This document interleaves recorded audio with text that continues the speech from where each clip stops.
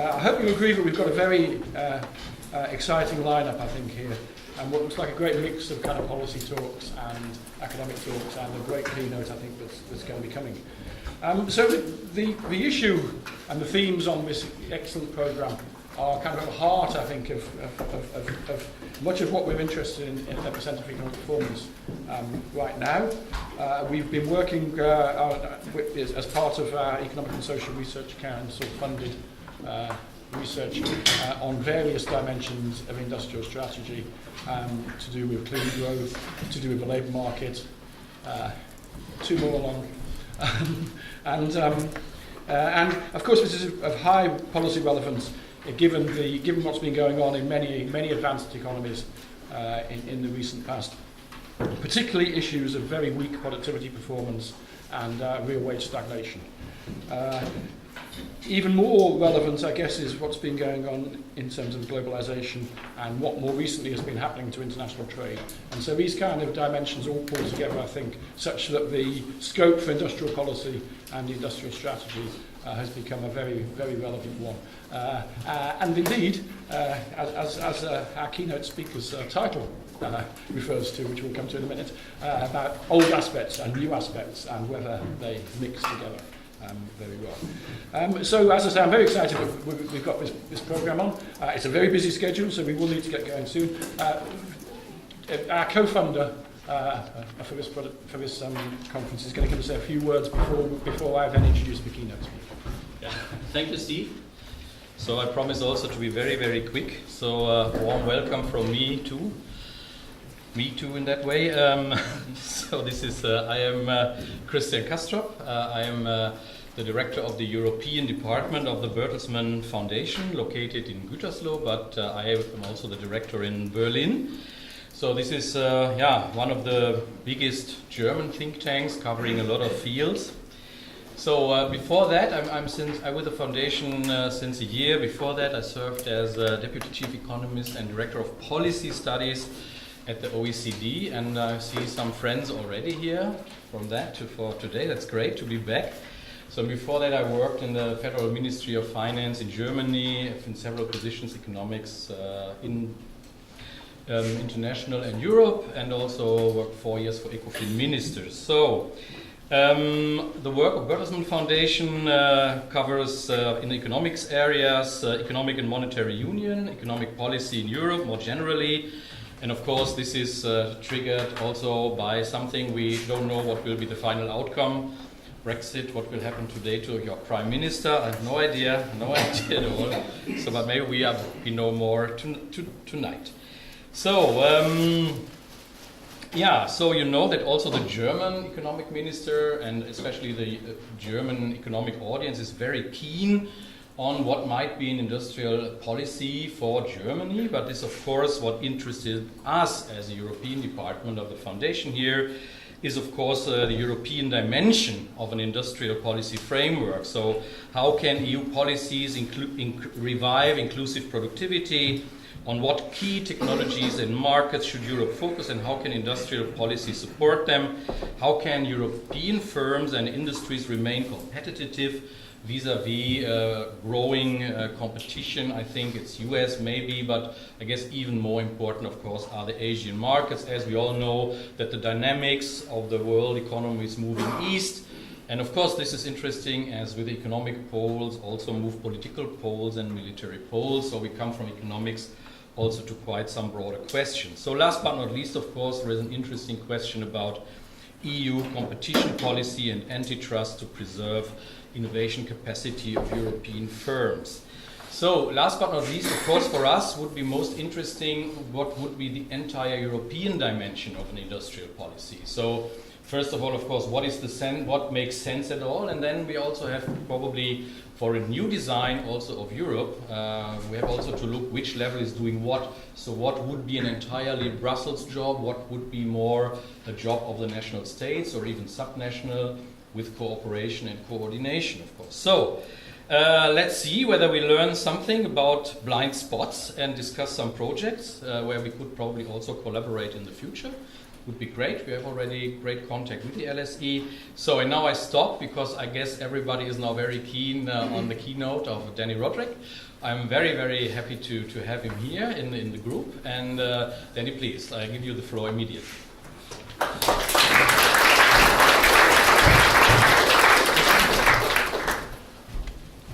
So as Christian says, we're very excited that Dani's here. I'm just going to introduce him briefly.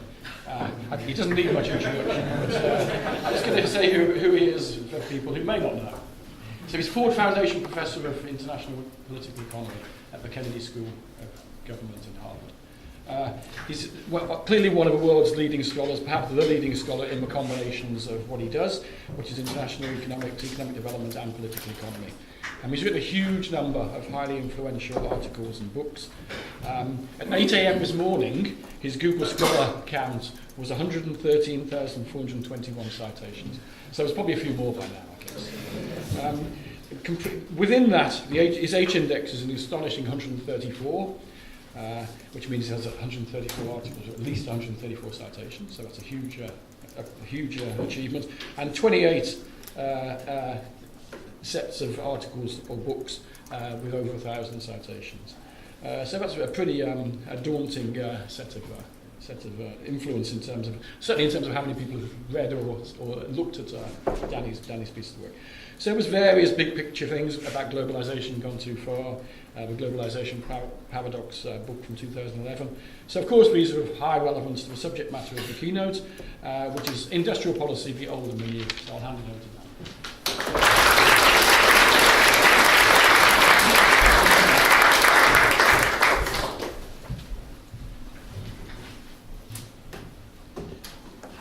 Thank you very much, Steve. Thank you, Chris. It's great to be here. It's great to be at a conference where industrial policy is in the title, and apparently nobody's embarrassed about it. So it's not as if industrial policy actually disappeared, because I think the practice of industrial policy has always been around. It's just that intellectually it became completely unrespectable for quite some period. So I suppose it's back. I'll end my comments though by suggesting that maybe the term industrial policy has become a misnomer when you think about both the objectives that I think this set of policies should focus on, as well as the kind of economic activities that it's going to be necessarily tackling. So I will suggest that we may need a different kind of a term, maybe productivist policy. I like the Inter-American Development Bank's terminology, productive development policy, or something like that. But I think industrial policy is probably has become old-fashioned. So 3 sets of comments. I want to very briefly review sort of a very long tradition of empirical work on industrial policy, bringing it up to date to some of the most recent pieces. The bottom line there is that there's something in the empirical work for everybody, essentially. If you like industrial policy, you can find evidence for it. If you don't like it, you can find evidence for it. I'm going to suggest that even though the empirical work is important in terms of delineating the kinds of outcomes that are possible, I don't think we should set our expectations too high in terms of what we can end up learning from empirical work in this area. That these results are going to remain highly ambiguous, and that we should not expect that there is going to be a sort of benchmark results that will fundamentally change priors in this area. Second, probably the core of what I want to say is really sort of make this distinction between the old and the new, and make the argument that essentially the new is much more about that first of all the new tackles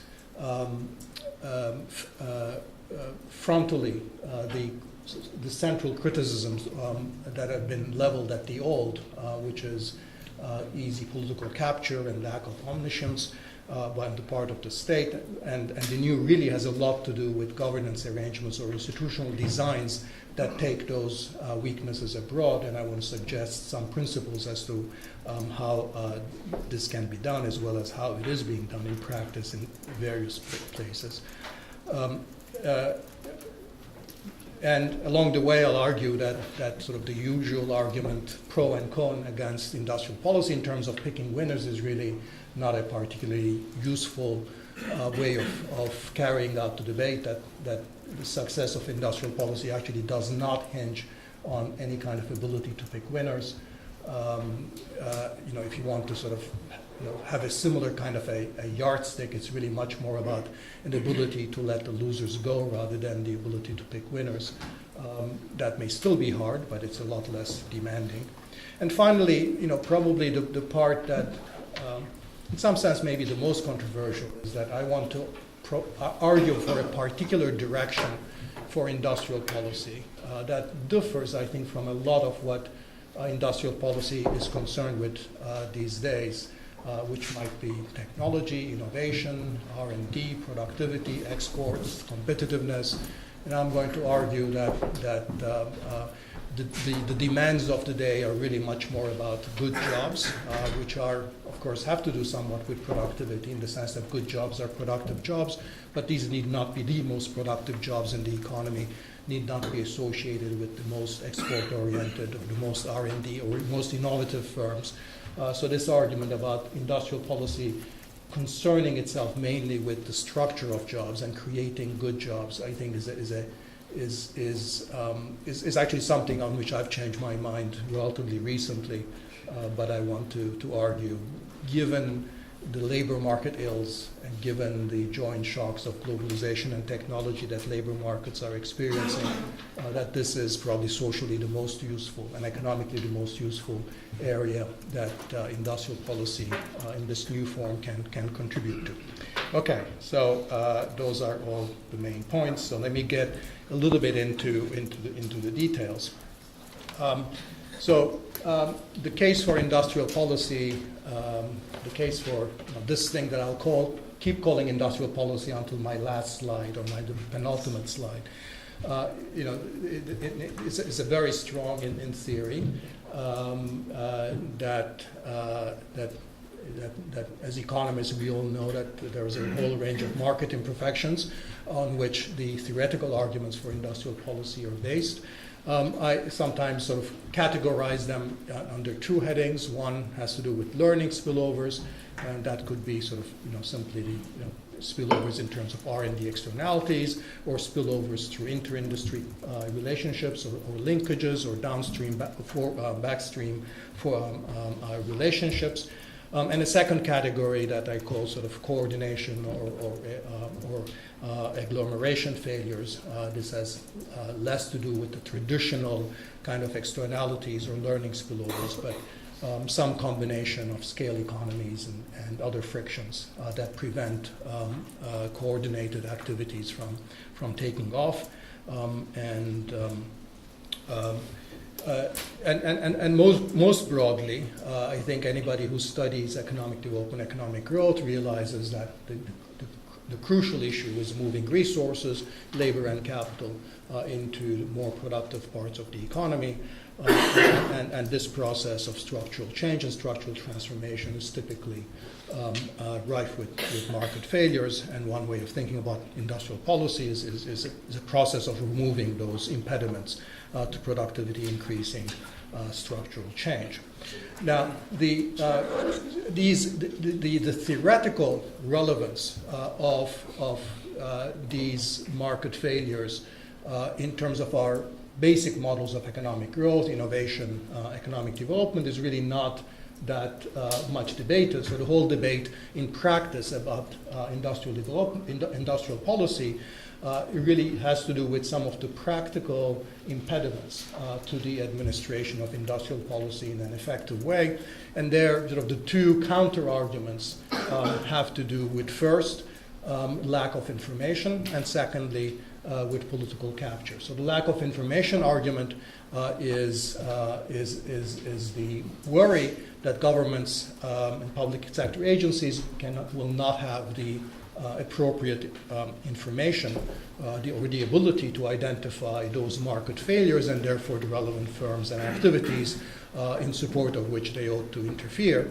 And the political capture argument is somewhat different, is that it's not that the government may not have that information, it's that it's not going to have the incentive. The incentives are going to be, once you allow governments to meddle in with the direction and structure of economic activity, that they're going to be doing all kinds of politically directed and politically captured types of things that are more in the direction of lobbying and rent-seeking rather than improving the functioning of the economy.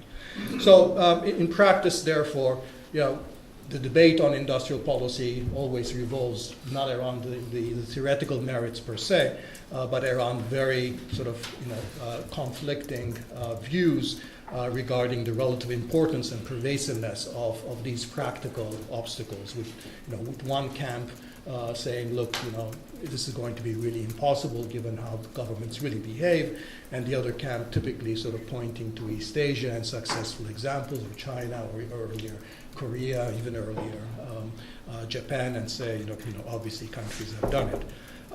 So one way that you could, you would think, of course, we're economists and we should be scientific, and therefore we should let the evidence rule, and therefore you might say that the right way to resolve this debate is through empirical evidence. And there is indeed a very long tradition of empirical work in this area, starting with sort of rather informal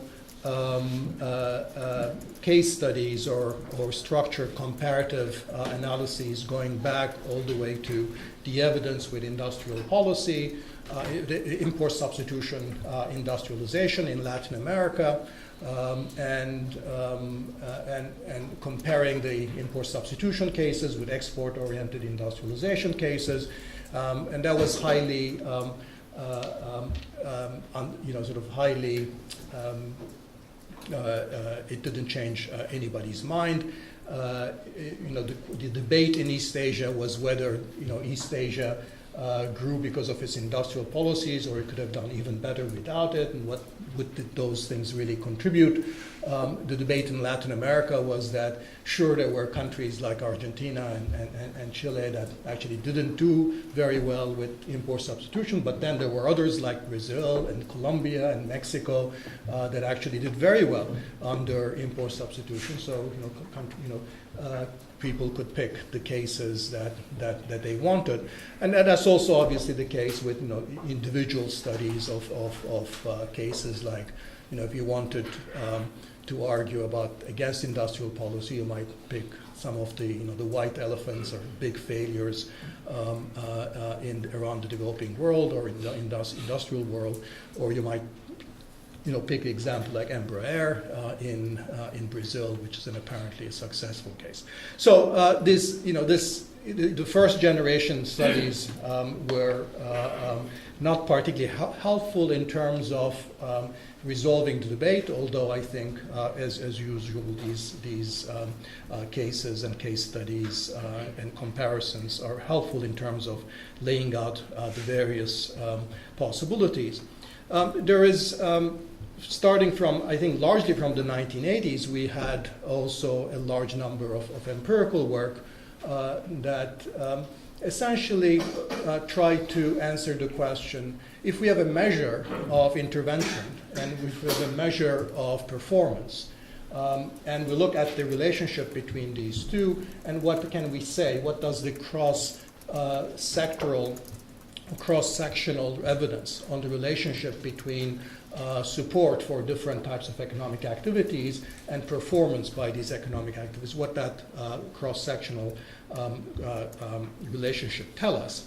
The problem with this, of course, and I think it's a deep problem that to some extent still afflicts even the contemporary and much better studies that pay attention to issues of identification or causal identification, is that the way that industrial policy is conducted is always responding to some of the economic and political determinants, and in turn it's very difficult to do genuine causal identification when the things that you're trying to hold constant are precisely the things that, by the nature of the argument, pro and con, are varying. So let me try to make this a little bit more concrete by running through some kind of a basic framework of what government might be doing, and then how we might empirically actually evaluate. So if we go back to this debate, there are basically three contending views on industrial policy. So if you can think about the first view is the developmentalist view. And the developmentalist view is basically pro-industrial policy. It says governments can successfully identify and support growth-enhancing firms and sectors. There's a second view, let's call it the inefficacy view, that is that governments are well-meaning, they're motivated by economic considerations, but they cannot pick successfully, and therefore, because they lack information and other kinds of problems, that their industrial policy is going to be not particularly efficacious and might even backfire. And then there's this rent-seeking view, which is all about the politics and political capture, that says that government is beholden to special interests, and therefore the sectors that will pick will be systematically the ones that the government, that are the wrong ones from the economic perspective, but have political returns. So the question empirically is whether we can discriminate among these perspectives by observing government behavior and the consequences across firms and industries. So let's make this a little bit more concrete. So ultimately, we're going to run some kind of a regression that's going to relate a measure of performance, and let that be sort of the left-hand side variable here, GI, so that could be the growth rate, investment rate, productivity growth rate, or something like that. It's going to be regressed on a measure of government intervention. Let that be the S, the subsidy rate, if you will, that the government provides. I is by firms or sectors, and there would be a whole bunch of other control variables on the right-hand side. Okay, and so ultimately, the success of whether industrial policy works or not, at least the effectiveness question is going to hinge on this coefficient gamma.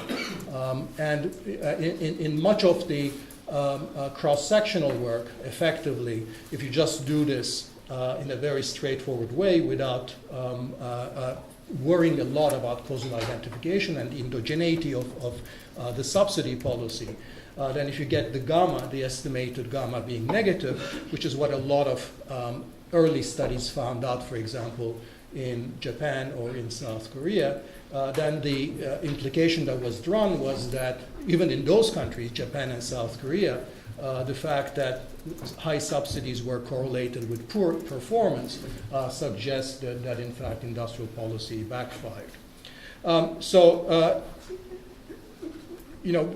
But this inference, of course, is not entirely valid when the subsidy is in turn responding to underlying economic or political considerations for intervention. Let's make this a little bit more explicit. So think of the simplest growth model, where growth in each sector depends on some underlying productivity growth rate. Let that be the A, okay?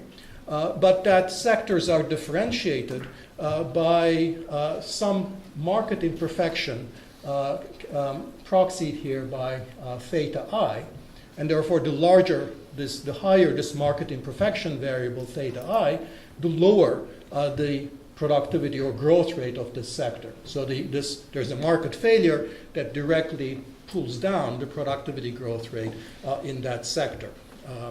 The policy intervention of the government is this SI, And what that SI does has the capacity to, in some sense, internalize the market failure from the perspective of the industry.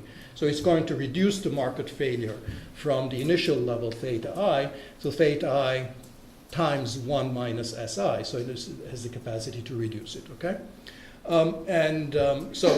Just to be clear, of course, SI can be no longer that. Those can be at most 1. And of course, if there is a cost to employing the subsidy, it's never going to be able to completely eliminate the externality. And so what's this cost? So there's a cost of using the subsidy, which is increasing and convex. And that cost can arise either because, let's call it the agency cost, arises either because of the informational problems that governments cannot perfectly identify these industries, or because there's some political economy wastage in the way that the subsidy is being used. So ultimately, the modified expression for growth becomes this one that takes the induced effect of the subsidy on the overall growth rate of the industry. Okay? So there's obviously a growth maximizing level of the subsidy here. That growth maximizing level of the subsidy trades off at the margin the direct effect of the subsidy, which is reducing this, which is internalizing this externality, and therefore on account of that, increasing the growth rate of this sector. But there is a trade-off. The cost is that there is also this increasing marginal agency cost of using the subsidy. And that trade-off is going to result in an internal value of the subsidy that, in typical second-best fashion, will mean that the subsidy level of the subsidy will be set such that the externality is, in fact, not fully internalized because of the additional cost. Okay? So, and in fact, let's take the case where the government behaves in a developmentalist fashion and acts in exactly that way and does that optimization problem and trades that off exactly in the right way that the economist would want the government to do, and therefore sets this subsidy at the level of this growth maximizing internal optimum. So the question we're interested in this equilibrium, in this kind of an economy, what kind of a cross-sectional variation are we going to observe between productivity growth rate at the sector level and the subsidy of the government? Okay? Now, productivity growth rate and the subsidy are both endogenous. So the question is going to be what generates the cross-sectional variation across industries. Here, the cross-sectional variation is generated by the fact that different sectors have different market failures. The size of the market failure is different. So to see this cross-sectional variation, we have to ask separately, how does the subsidy and how does the growth rate react to this size of the market failure? So the answer to the first is that as the level of the market failure increases, in response, the level of the subsidy is going to increase as well. So the relationship between theta I and SI is positive, very intuitive. What about the relationship between the failure parameter and the actual growth rate of the industry? That actually is negative still, even though the government is optimally responding through use of subsidy, because even though the government is responding with a subsidy, the government doesn't optimally eliminate the subsidy entirely, eliminate the market failure entirely, and therefore cross-sectionally the relationship between market failure and the growth rate is still negative. And therefore, the cross-sectional correlation between the intervention and performance is going to be negative. So we get a negative relationship between the subsidy rate and the growth across industries. And therefore, a cross-sectional regression of this industry performance variable on subsidy would yield an estimated parameter that's negative. This, even though the government is doing exactly what you want, as an economist, the government to do. And if, on the basis of this finding, you told the government that, no, you should legislate a constitutional limit to the use of industrial subsidies, the economy would be worse off as a result. Okay, so the intuition here, as I've said before, that as markets become more imperfect, the optimal policy is to increase the level of intervention, but not so much as to fully insulate productivity growth from the impact of the increased market imperfection. So higher levels of policy intervention are associated with lower productivity growth rates, even though the politician is a social welfare maximizer. Okay, so in this case, and that's the problem that really plagued a lot of the literature until sort of the most recent studies. And the basic problem is that the government's policy is not random. It's responding to economic and political pressures. So I gave you a model where the government was responding to economic market failures. If I gave you an alternative model where it was responding to political pressures, the result would still be that you're getting a negative correlation, so you would actually not be able to discriminate between these two models of what the government does. The natural thing, of course, you think, we've learned all of this. That we have better techniques now to take care of this. So the question is whether we can actually do much better by using better methods of causal inference, using some instrumentation, regression, discontinuity, or other methods. So this is going to be very, very hard. First, because you will have a very hard time identifying any exogenous variation that you can measure and observe that will satisfy the typical requirements for a valid instrument of exogeneity and exclusion. I will mention in a second a very nice new paper. In fact, I think all of the authors, or most of the authors, are here, so I hope I get this right. But I think, even in those cases, I think we're going to face the problem that what we want to identify is the effects of directed or purposeful industrial policy when it is either targeted at an underlying problem or shaped by political considerations or some combination thereof, not when it is actually conducted randomly or in a manner that's orthogonal to its economic justification or political determinants. So randomization can do only a partial job of helping us when the debate is largely over whether the government can or does select appropriately in the real world. So let me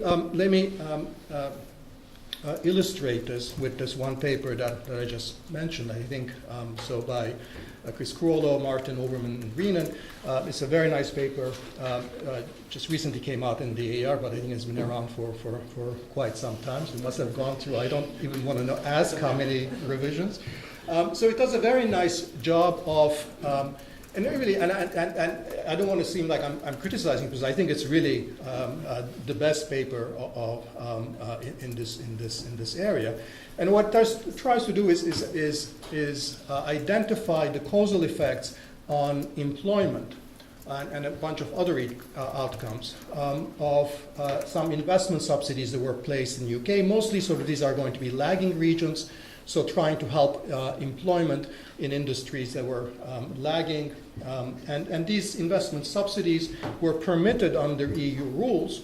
And here's where the nice thing comes, because these are EU rules, there's a certain element of exogeneity to the UK situation. And so what the authors do is this very ingenious approach of looking at some changes in Brussels rules as to which regions qualify or not, to get some exogeneity in the UK as to which regions were moved in and out of the eligibility by eligibility criteria.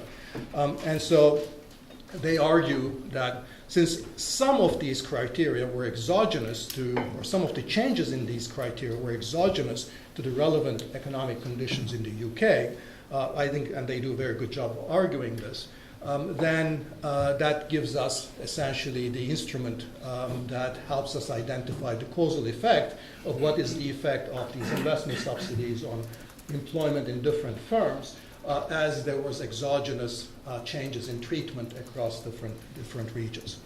Now, technically, so what we want to have this answer is what is the effect of investment subsidies in regions that were selected by government through a mix of motives, we don't know, that's partly the test, compared to the counterfactual of providing these regions with no subsidies.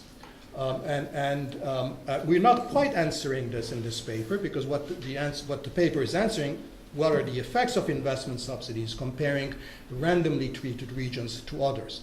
The problem is that in light of the stories about whether industrial policy works or not, what is it that we're trying to, what are the contending theories we're trying to discriminate?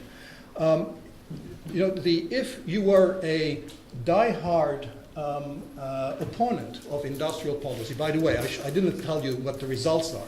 The results are that, in fact, industrial policies, these exogenous changes in the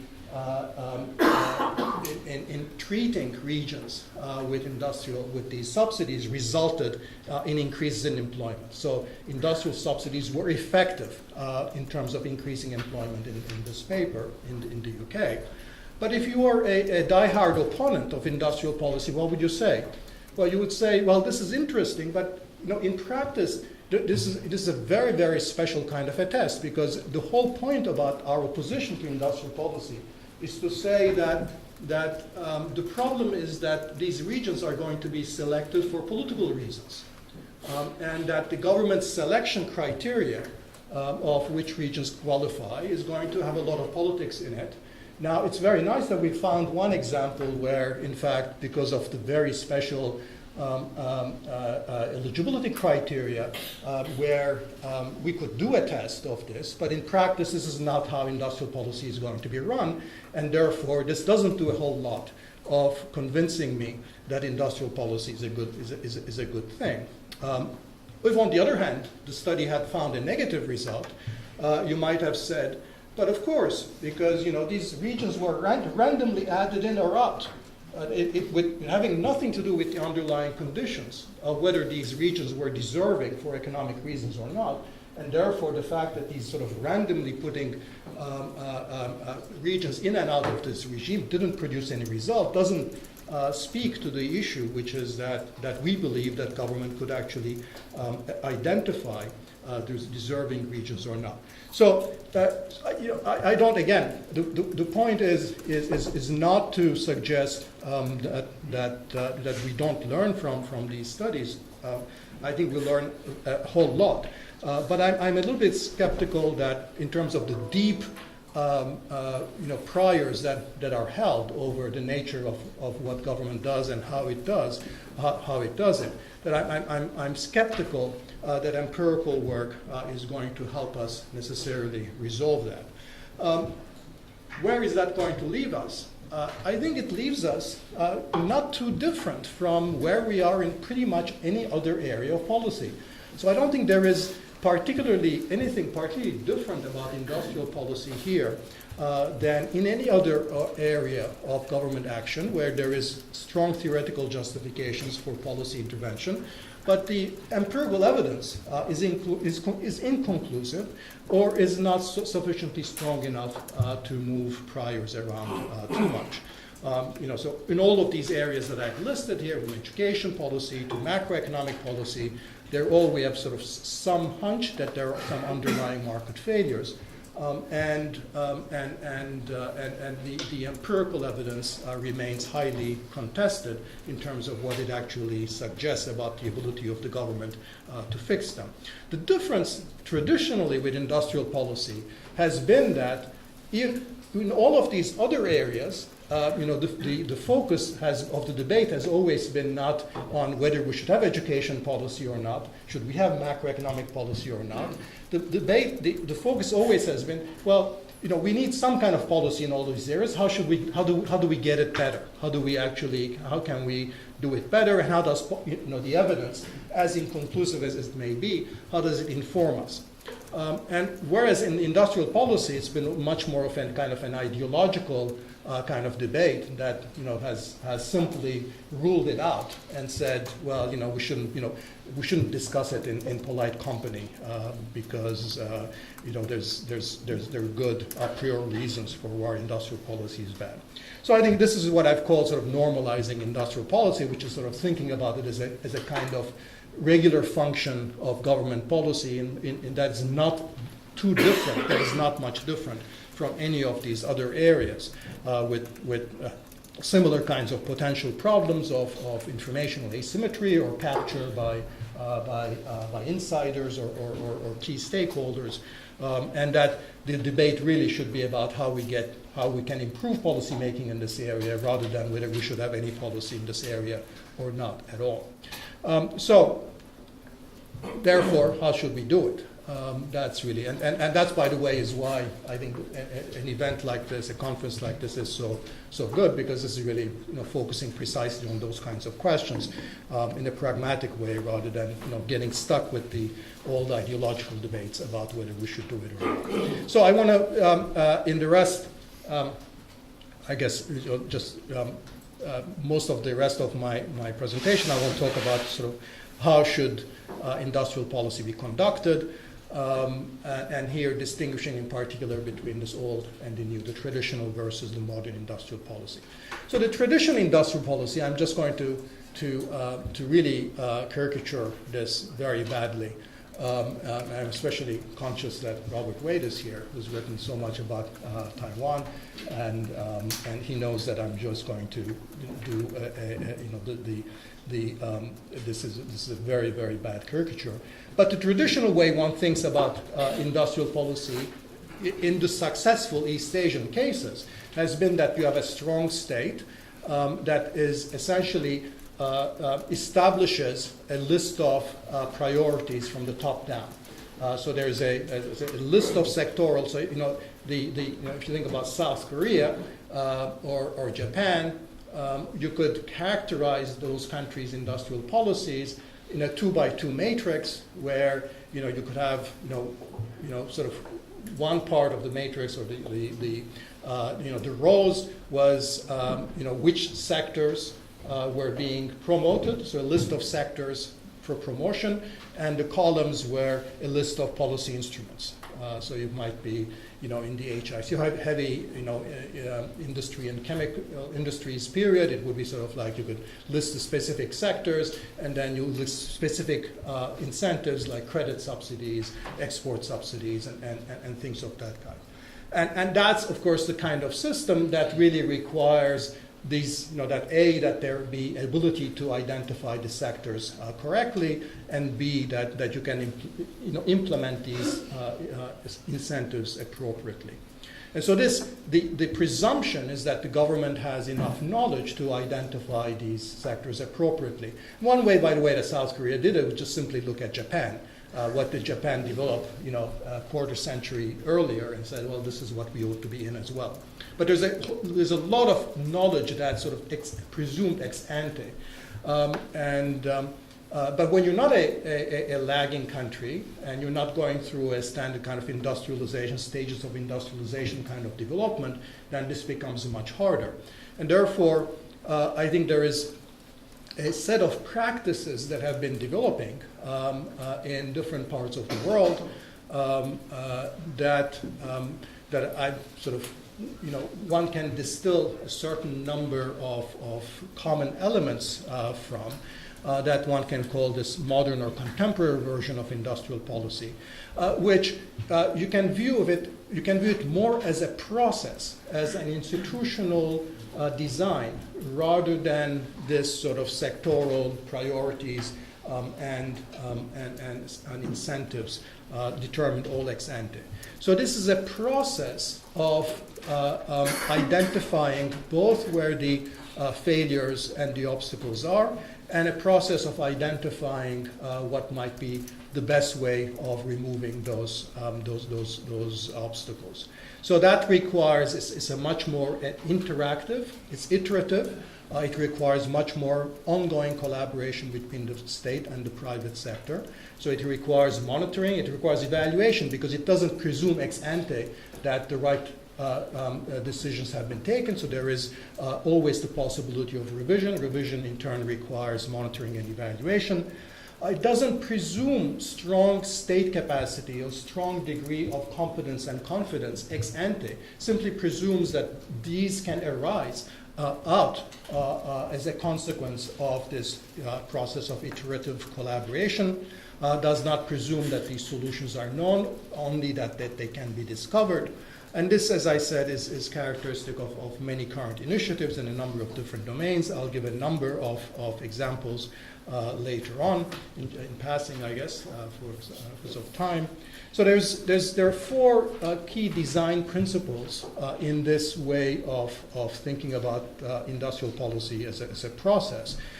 One is what I call embeddedness, taking it after from Peter Evans's work, interestingly on East Asia as well, which is the notion that since the government doesn't know ex ante where the failures are, the government needs to make use of the requisite knowledge that is already sort of within the private sector, within society. So that means that the process of industrial policy making, or the state's the agencies that carry out industrial policy, have to be embedded within the private sector. Now, it's embedded, not in bed with. So that's an important distinction. The second element is this notion of iterative collaboration, which I've mentioned, that industrial policy is subject to high dimensional uncertainty. And therefore, it requires a process of iterative collaboration. I'll come to this in a second again. The third, sort of the carrots and sticks aspects, the discipline. The fourth, the accountability. The third and fourth are probably fairly transparent, and they're so I'm not going to spend any time on that, but I do want to say a couple more words about these first two design elements, embeddedness and iterative collaboration. So, and here again, it's useful to distinguish this approach from the usual way in which economists think about regulation, and sort of the economist way of thinking about regulation, that's the analog to the top-down East Asian model, is the principal agent model. In the principal agent model, essentially, you keep the private sector at arm's length, and you optimize on a set of policy. You decide on a policy optimizing against an asymmetrical informational environment. But the principal agent model essentially takes the informational incompleteness and the asymmetry as given, and keeps the private sector at arm's length. The embeddedness model has, so the advantage of the principal agent or the top-down model is that it gives the bureaucrats autonomy and protection from private sector rent-seeking in the sense that the private sector is kept at arm's length, but it has the disadvantage in high uncertainty or multidimensional uncertainty environments that it severely restricts the flow of information from below. Essentially, the only way you can recover information is from the observed behavior of the private sector, and that severely restricts how much information you can actually get. And I think the more appropriate model, which the embeddedness refers to, is sort of in between the extremes of the pure principal agent framework and the in bed with kind of total corruption and capture model. And that's essentially a model of what one might call high bandwidth collaboration between the private sector and the government. High bandwidth because you need to uncover information across a number of different areas, and the private sector and the real world, the real world counterparts of this notion go under a wide variety of names. It could be deliberation councils, supplier development forums, sectoral roundtables, private-public venture funds. When you think about sort of what all of these kinds of institutional arrangements do, is precisely get the private sector and the public sector together in an information revelation and information discovery kind of process, starting with on a very kind of a provisional basis of what is actually known ex ante, but on the basis of some idea that the informational base can be improved through iterative collaboration. So in this framework, then the focus of this process of iterative collaboration becomes on learning, in fact, where the failures are, rather than presuming that we know where they are, and then learning over time what is going to be the best way of removing those kinds of failures or obstacles.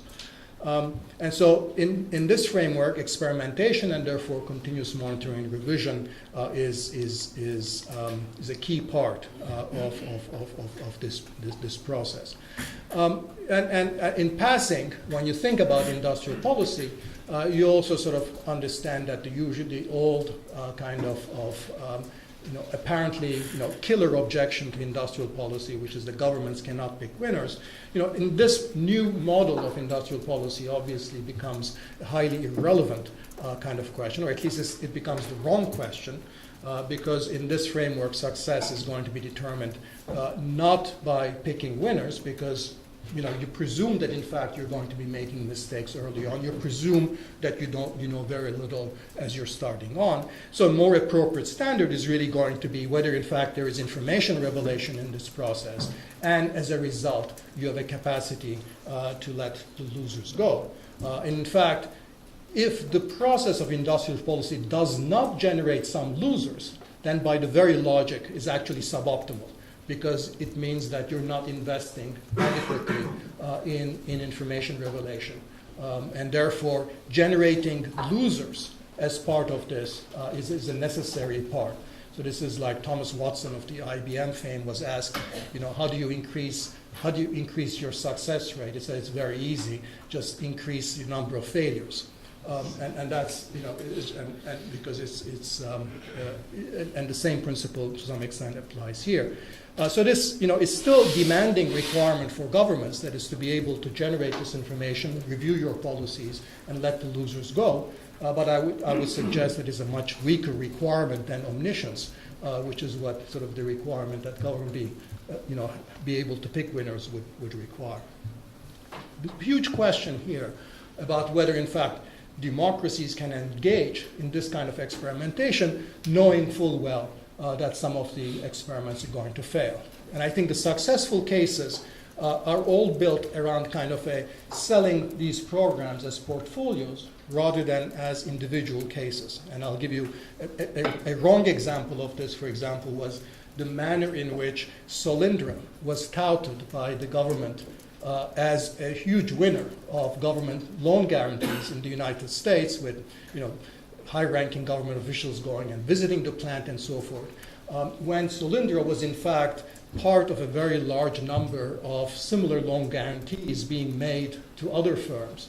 But because Solyndra was highlighted, when Solyndra fails, it looks like the whole industrial policy once again has fallen on its face. Whereas in fact, if you do the portfolio analysis, these loan guarantee programs of the government have been highly successful.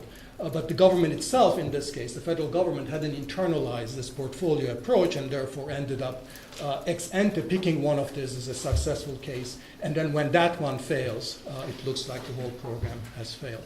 Fundación Chile is another famous example of this, where it is said that only 4 of their investments, it was a quasi-public venture fund in Chile, that only 4 of their projects, including most significantly the salmon industry, basically paid for all their investments everywhere else. Okay? So this set of principles are currently being applied across a very wide range of domains. everything from sort of the DARPA or the ARPA-E model in the United States, to, again, the manufacturing institutes, to workforce development programs at a very different level. So these are sort of essentially municipal level programs. And even, and I mentioned Peru and Argentina here, because even in countries where you think they're completely incapable of doing anything sensible in terms of economic policy, and here I have in mind Argentina, there are actually areas, sort of micro-industrial policies that have been extremely successful, for example, in the case of Argentina in precision agriculture or in the development of the biotech industry, where, again, you can see in practice very much the same kind of principles working in the way that these principles of embeddedness and iterative collaboration have been applied. Okay. I'm running out of time, and I'm just going to sort of very quickly make the argument that of all, sort of, so far I focused on sort of the design or the process of structuring industrial policy. But what should industrial policy target in the first place? And sort of typically we think about these things about innovation, R&D. Competitiveness and so forth. I really want to make the plea that we focus on the structure of jobs, good jobs, and that's because I think this is where the largest market failures today are in terms of the polarization in labor markets, and which is not purely a problem of equity and exclusion. It's also, I think, a source of gross inefficiency in the functioning of market economies because of the, by now, sort of, quite amply demonstrated externalities of what happens in regions that lack good jobs. And by good jobs, I mean sort of good jobs that are able to pay middle class wages, predictable, are not precarious, and so forth. So there's the externalities in terms of the social cost of broken families and broken social structures, criminality, drug abuse. That goes all the way back to the work of Bill Wilson in the 1990s, but more recently has been revived by Alter et al. The rise, the political cost in terms of political polarization and the rise of right-wing nativist populist parties that again has been demonstrated in a large number of recent empirical papers, and very intriguingly, and suggesting that these problems might end up being long-term problems. The rise of authoritarian values in communities where good jobs have disappeared. And I don't need to tell you that sort of current trends in technology in particular, but also globalization, deindustrialization, these are aggravating these problems.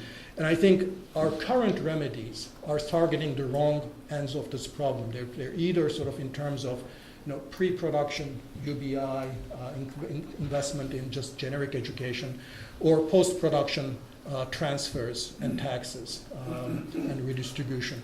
I think where industrial policy could make a contribution is precisely at that production stage, increasing, establishing bargains with firms and clusters of firms at the community level with the purpose of increasing good jobs in particular. So let me just finish up here. So I'm glad that the debate finally is not about whether, but how on industrial policy, that we're moving on to a pragmatic rather than ideological approach.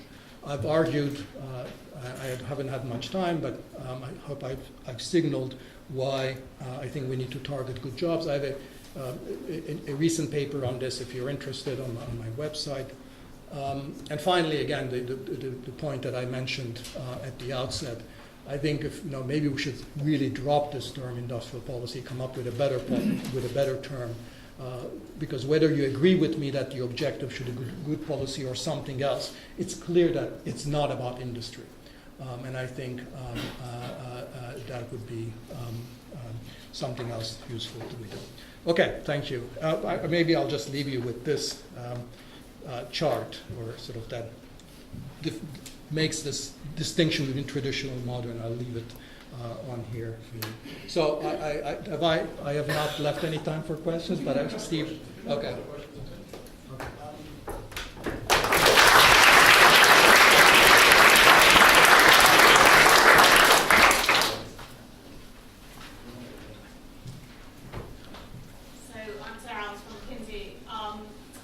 Fantastic talk, thank you very much. And I couldn't agree more that good jobs needs to be at the heart of industrial policy kind of objective function. My question is, good jobs has been shown at the micro level to be actually something that businesses themselves should be going for. Like, engagement, human capital investment, all that stuff should be actually improving their bottom line. So what is the market failure that's stopping them from pursuing that, and therefore government needing to come in and somehow encourage it? Yeah, great question. I mean, I think first of all, sort of even if labor was priced appropriately by markets, in other words, labor and other production factors were priced appropriately in markets, there would be still these externalities, which, because they are sort of directly non-economic, firms would not be internalizing, and the public would need to internalize. But there are sort of a whole other sort of, there are also the fact that the factor, I would say because of these externalities, the factor prices that enterprises are facing are very far being socially optimal.